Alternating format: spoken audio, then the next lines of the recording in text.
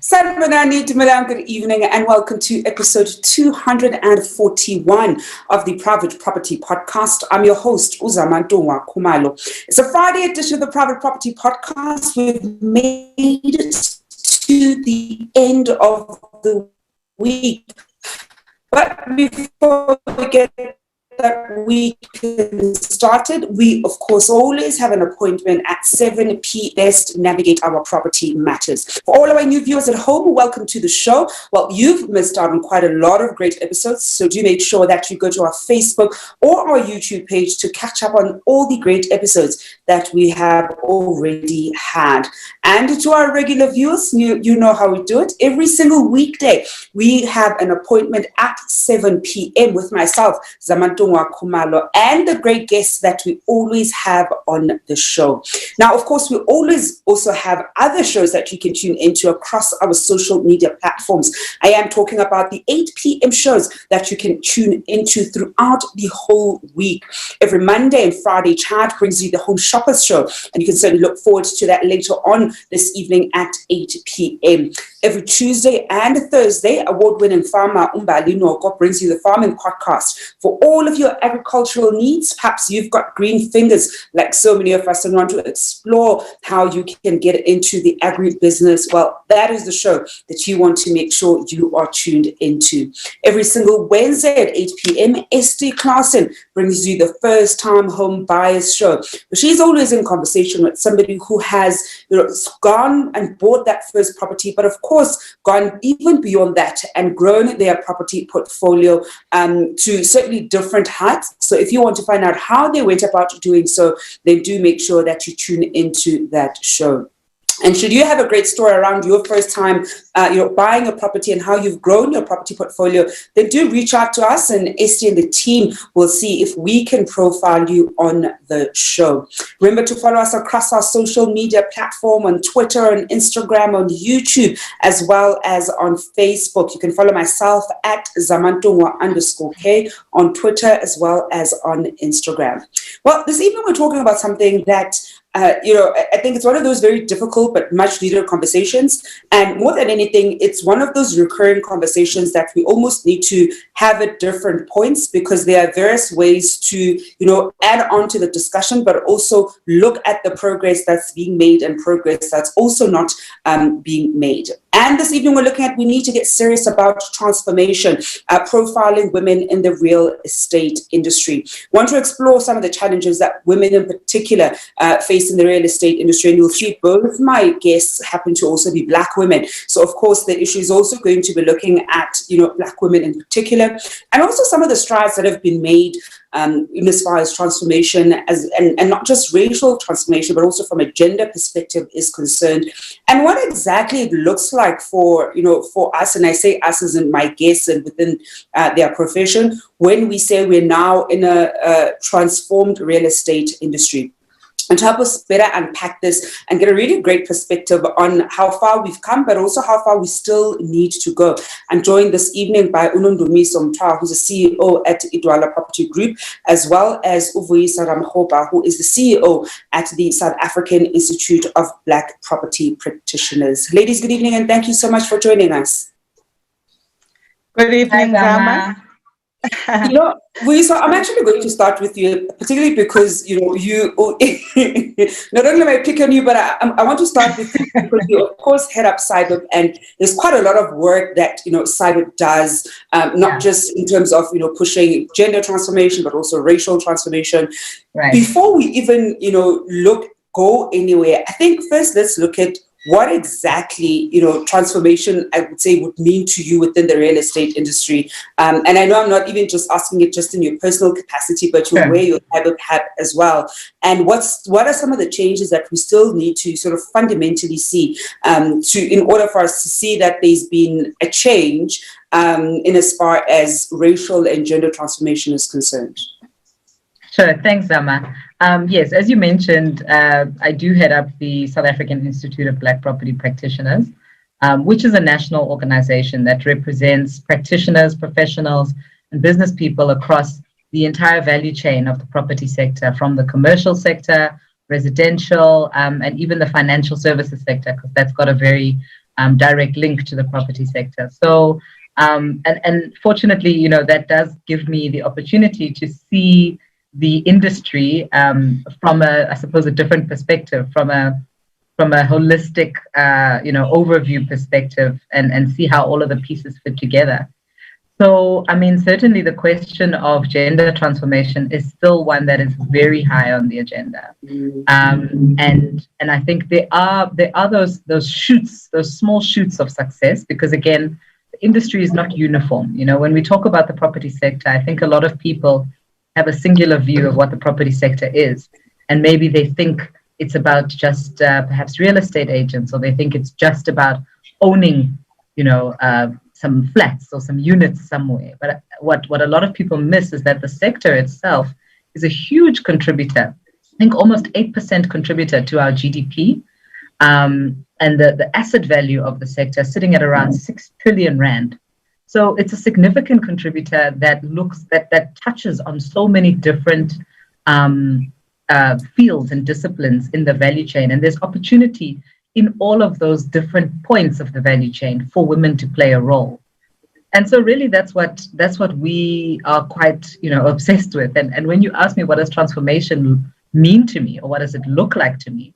Transformation is really about being in an industry that is truly representative of our national demographic.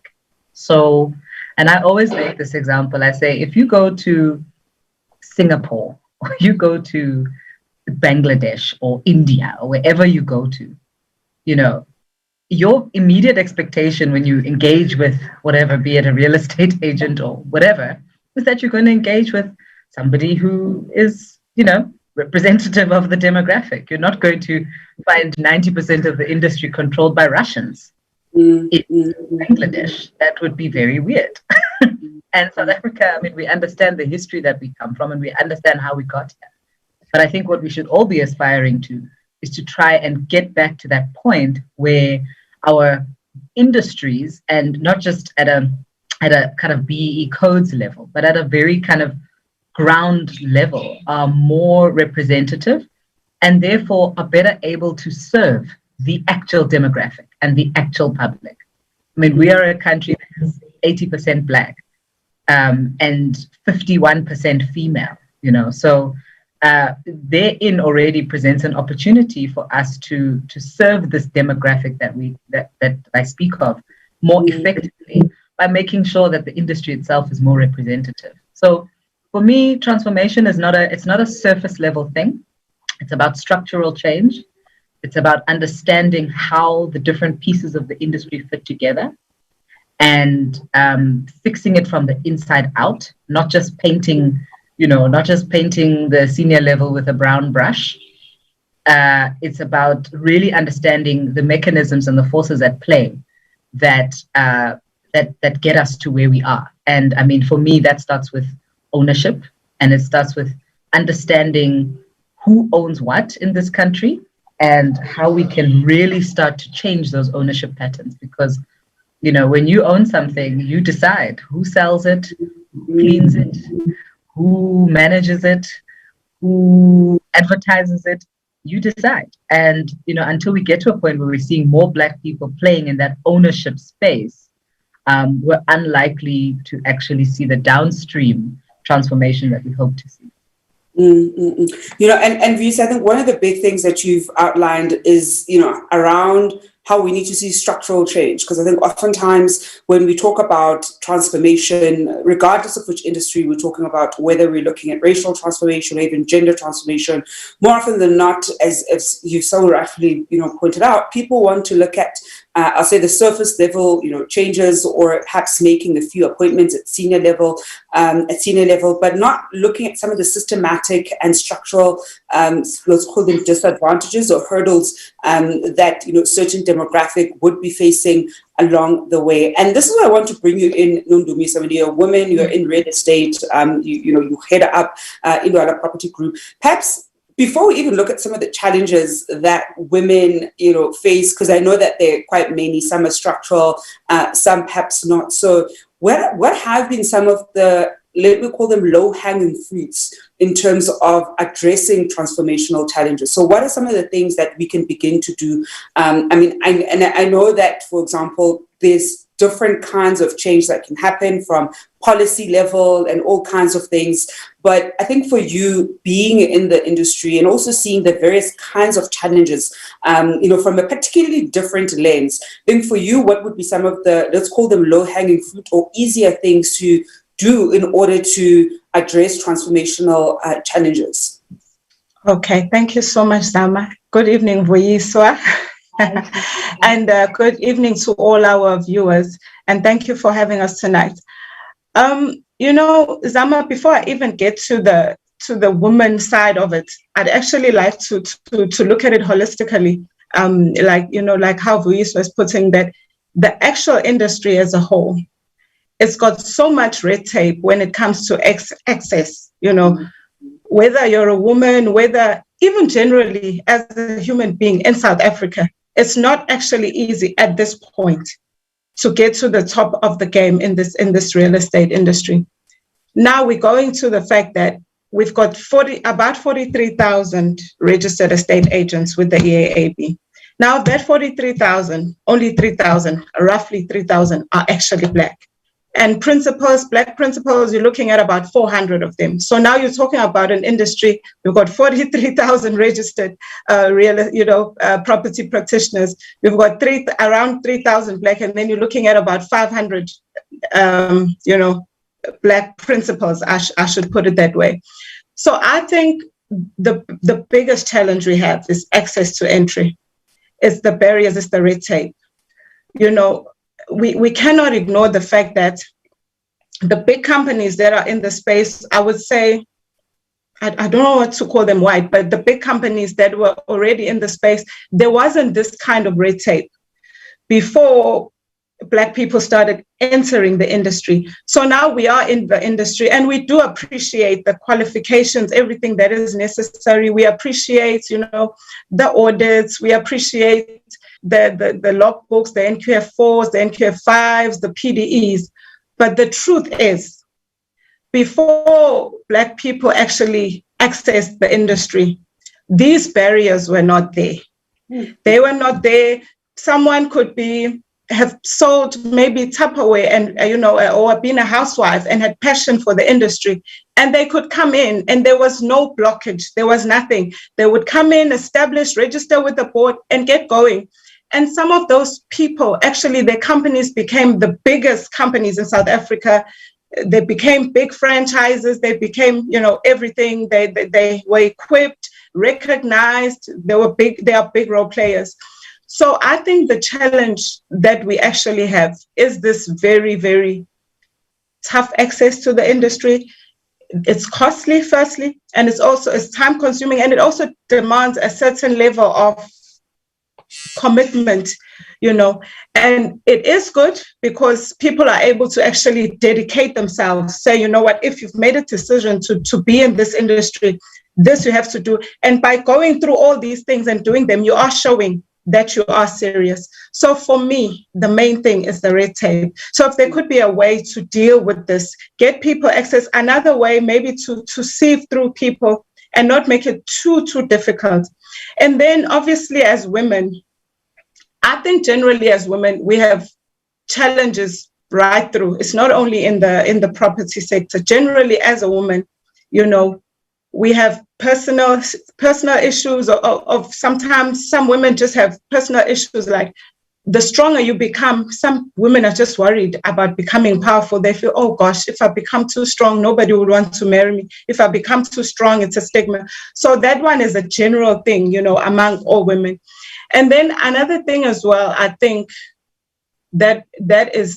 we've really made great strides in is the awareness. I found that a lot of people are now aware of the industry. You find you're on WhatsApp, someone is asking you, hey, how did you get in? How can we do this? So for me, I think I'm happy so far with the awareness, with the exposure, people like Vuyiswa going out, giving doing the road shows, addressing people, inviting them to come in, and also the One Learner, programs as well that the EAAB has gotten us involved in, although it's also got its own things, but that is reaching out, and, people are becoming more and more exposed. So for me, that works so far. Not as much as we would like to, but it does work. I am this evening in conversation with Nondumiso Mthwa as well as Vuyiswa Ramokgopa, and we're looking at transformation in the real estate sector and really focusing in on particularly women in as far as transformation is concerned. And I did say earlier in my intro that this is one of those very layered conversations, and we're certainly not going to finish having the conversation in one sitting or come up with all the right solutions in one sitting. And certainly this is also one of those conversations where different players ought to be part of the conversation. So even in this conversation with Vuyiswa and Nondumiso, there are many other players who can be part of it. And I know that in the future we'll definitely be speaking to different role players about this particular topic, because as I keep saying, it's one of those conversations you want to have at relatively regular periods, because it's also a way to check yourself when you're in the profession, check yourself in terms of milestones, check yourself in terms of potential blind spots that you may not be aware of. And Nondumiso, I actually love what you've just pointed out, that for you, one of the big things is around access, right? That there's now barriers that have been created to access the industry that can affect, let's call it, everybody across the board, but of course would probably have a particular impact from a racial or even from a gender perspective, whereas previously access to the industry was not where it is now. And I'm sure people on the other end would say, well, you're trying to formalize the industry, because I've also heard those that, previously with the state agents, it didn't seem as though it was, formalized enough. And so there are also efforts of, let's call it, professionalizing even estate agents and making sure that as consumers, when we are dealing with estate agents, we know that we're working with people who are professionals, that there's a body that governs them, and there are sort of like terms and conditions and roles and responsibilities that they too abide by. So there's obviously different sides and different layers to something of this nature that's so important to always bear in mind.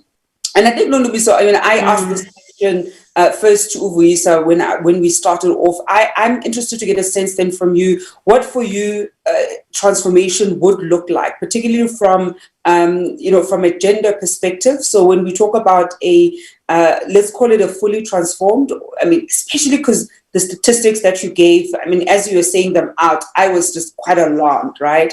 And I can't even begin to break down probably the racial composition of, you said it's about 43,000 estate agents that are registered, 3,000 happen to be Black, about 400 or 500 happen to be Black principals. I shudder to think what it would be then if we were to look at it from Black women, and almost break it down, not just from a racial demographic, but also from a gender demographic. So on your end, what would be a, let's call it, transformed, real estate industry ideally look like? Okay, for me, by the way, out of those about 500 principals, about 180 something are actually women. So just, you can see that's a very dismal picture. For me, a transformed industry would be according to the demographics of our country. Like as Vuyiswa said, that women are like 51% of the population.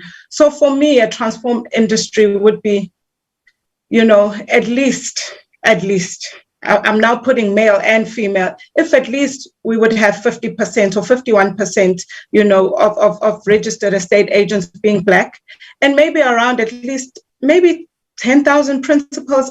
You look at South Africa, we've got 9 provinces, we've got cities in each province. How many cities?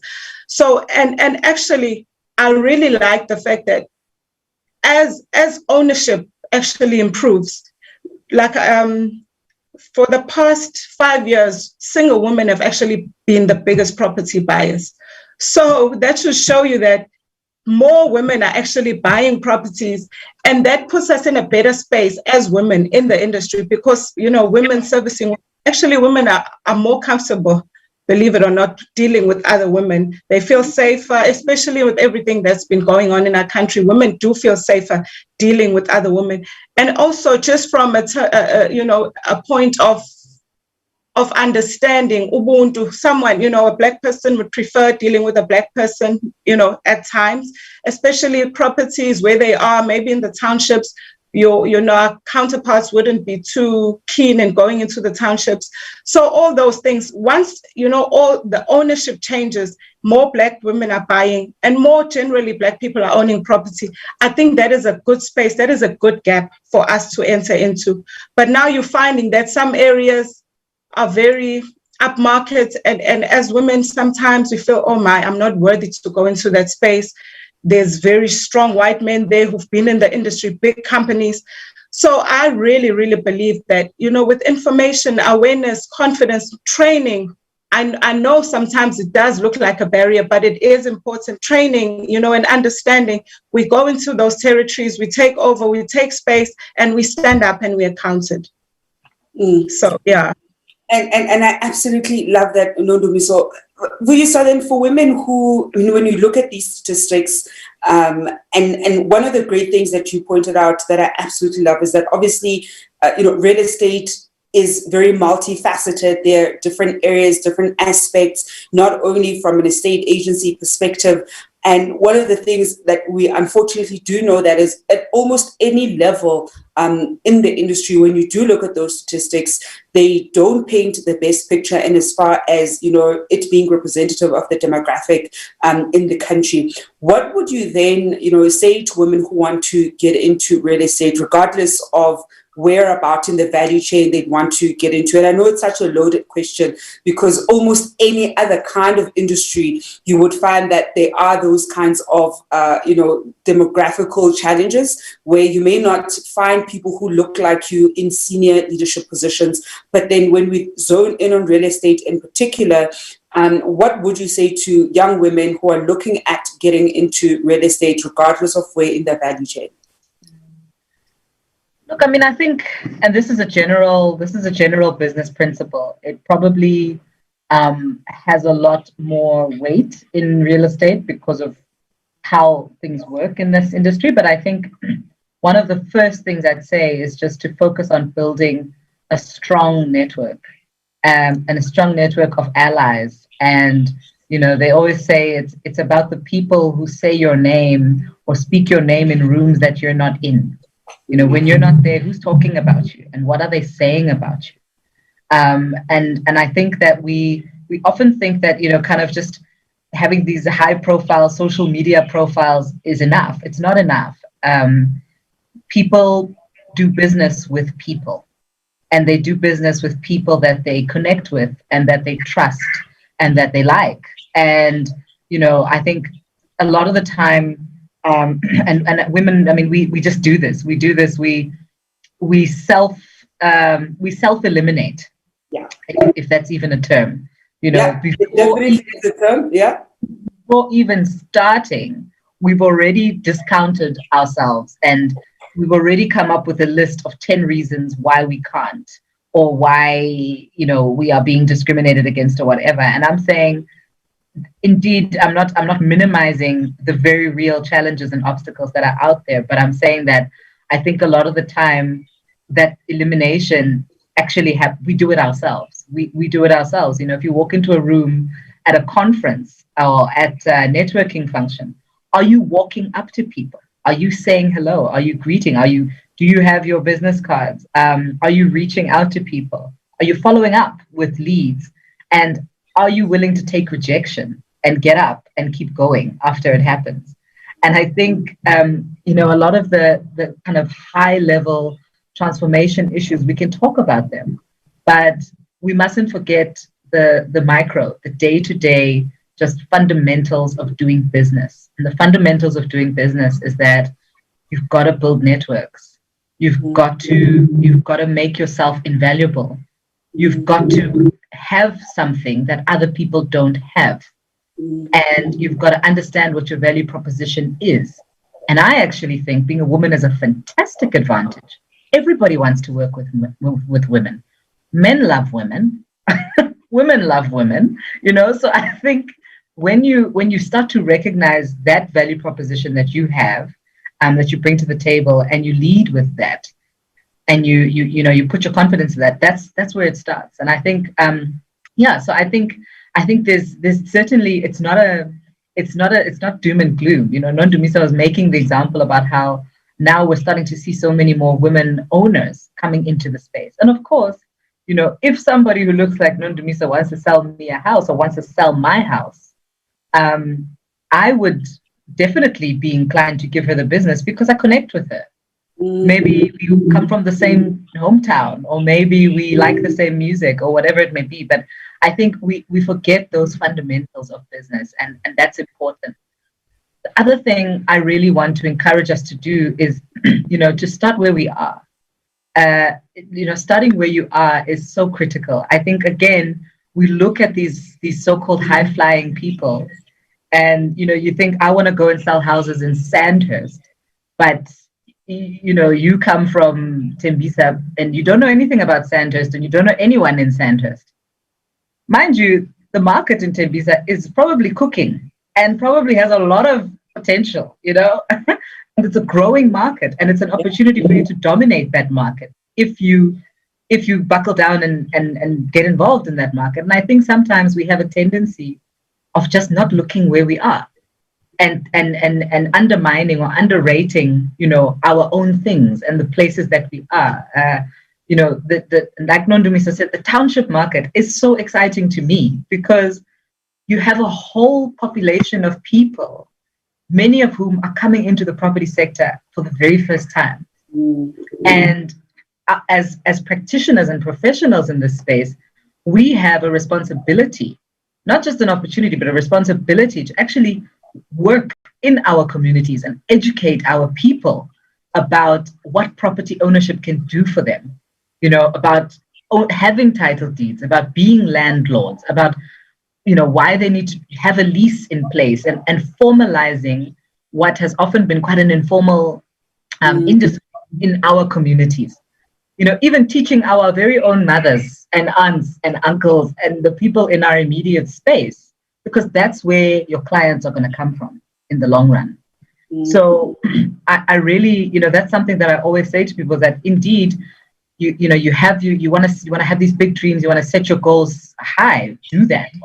But don't be afraid to start where you are with what you have, with your immediate network, in your immediate surroundings. And often we overlook that, and often we self-eliminate before we even enter the race. So yeah. And Nondumiso, from your end, any word of advice to young women looking to enter the industry? Yes, thank you so much, Zama. I like this point of starting where you are. Zama, I actually started as an estate agent without a car many years ago, about 13, 14 years ago now. I was an estate agent without a car. I would take a taxi. Sometimes I wouldn't show that I don't have a car. I'd arrive early, and then at times when my husband knocks off work, he'd take me. But, it's so important to start where you are. And don't be afraid to ask questions. Don't be afraid to show that you don't know. You want to know, you're hungry for knowledge.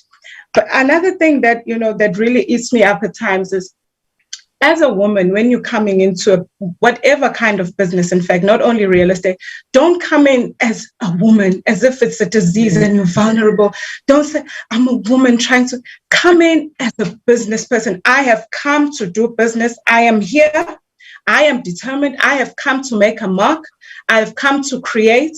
I have dreams. I have goals. I have desires. I have aspirations. Show up.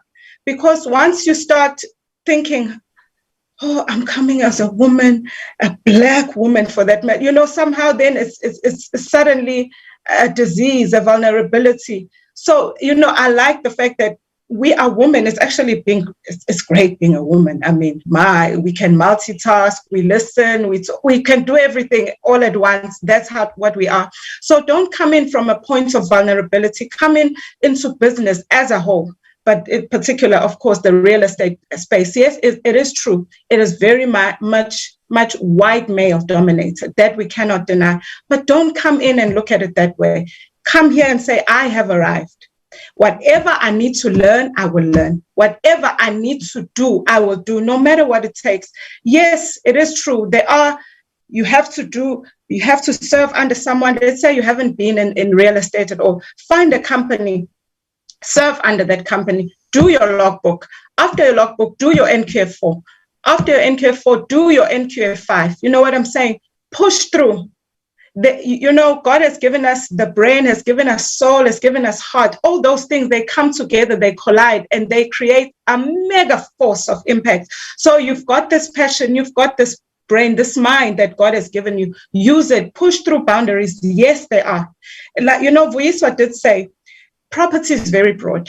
You've got the principalship where you own, the real estate, a property company. You've got the mortgage origination. You've got can be a landlord going into that space, commercial property. It's broad. But whatever you have chosen, show up and make it happen. Being a woman is not a vulnerability or a disease. You are a business person. Look at yourself like that. Otherwise, if you start coming in from a point of weakness, you're gonna always have a crash. And when you have to knock on that door, when you have to go to that bank, say, listen, right now we want to partner in with you, bank. We need your distressed properties, because I'm quoting that because that's a battle that we're actually facing right now as the emerging companies. You find that the banks are giving the bigger companies with the national footprints, they're giving them the stock. But we are pushing, we're knocking at that door, and we're not giving up. And we're not coming from a point of weakness. We are coming from a point of strength that we will knock until the doors open. So just come in and make it happen for yourself. You're a business person. It also helps to identify someone. If you see, maybe you see Sis Vuyiswa or Sis Zama, they're really pushing through. They're actually breaking barriers. They've got some sorts of breakthroughs. Follow them, maybe on social media or wherever, whatever space. Expose yourself, come forward, ask the questions, say, Sis Vuyiswa, I'd like to watch you. What can you advise me with? Don't be afraid to learn. So for me, nothing is impossible. Nothing whatsoever is impossible. Find your space and pursue. Yeah, and I think so that's such a great place to leave it at. Find your place to pursue it. I want to echo what Vuyiswa said around not self-eliminating. I think as women, and the Black women in particular, we do this a lot. To the point where there have been studies that have been done where they look at men and female applicants, men and women applicants for example, a job. And what they tend to find is a man will still apply for a job even if he meets 4 of the 10, items that are listed as a requirement, whereas a woman wants to meet all 10 out of 10 before she applies for a particular job. So do not self-eliminate. I always say sometimes even apply for the things that you think you're not qualified for. You don't know if your shot might, land. And of course, continue making sure that you network, and not only network up, but also network laterally. Because I think, and this is something we saw, echoed, is that sometimes we want to look at people who are far ahead, but your peers as well are people that you're able to network with. So do not underestimate the power of people who are also on the same level as you when you are networking. Vuyiswa and Nondumiso, thank you so much for joining us this evening. I know this is one of those conversations we can continue having for the whole evening, and we're certainly going to keep talking about transformation issues on the show, have different stakeholders, because this is a multi-layered, multi-stakeholder conversation that is needed. Thank you so much to both of you. Thank you, Zama. Thank you, Vuyiswa. And that is Nondumiso, who's the CEO at Idwala Property Group, as well as Vuyiswa Ramokgopa, who's the CEO at the South African Institute of Black Property Practitioners. Well, that's it from myself, Zamantungwa Khumalo, and the rest of the Private Property Podcast team this evening. We're back on your screens on Monday at 7 p.m., but it's a Friday, and as usual, Chad will be bringing you the Home Shoppers Show at 8 p.m. Until then, hoping you're staying home and staying safe.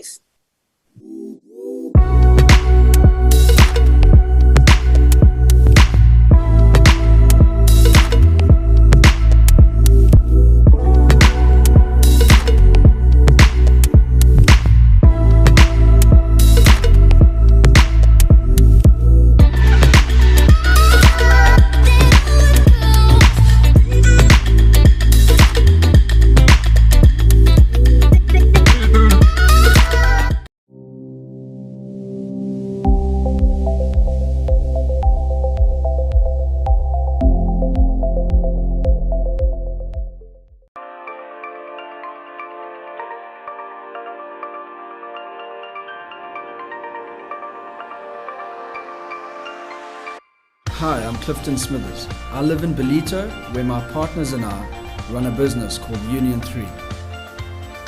As a family, we chose to move here about 6 years ago.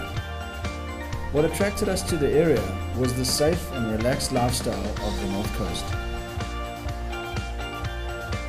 We're surrounded by so much natural beauty, and we love that it's so casual. It's just not as intense as a busy city. In fact, that's one of the main reasons there's so many people moving into the area. There's some amazing lifestyle estates out here. We've got Zimbali, Brettonwood Estate, and Zimbiti, to name a few. The Belito Lifestyle Centre caters to everyone's needs. There's also some smaller commercial centres like Tiffany's and Salt Rock. There's some excellent restaurants to choose from, and there's a really wide variety of activities on offer. From mountain biking out on the trails to surfing at any one of the beaches, there really is something for everyone. This quiet little town really comes alive over the weekend.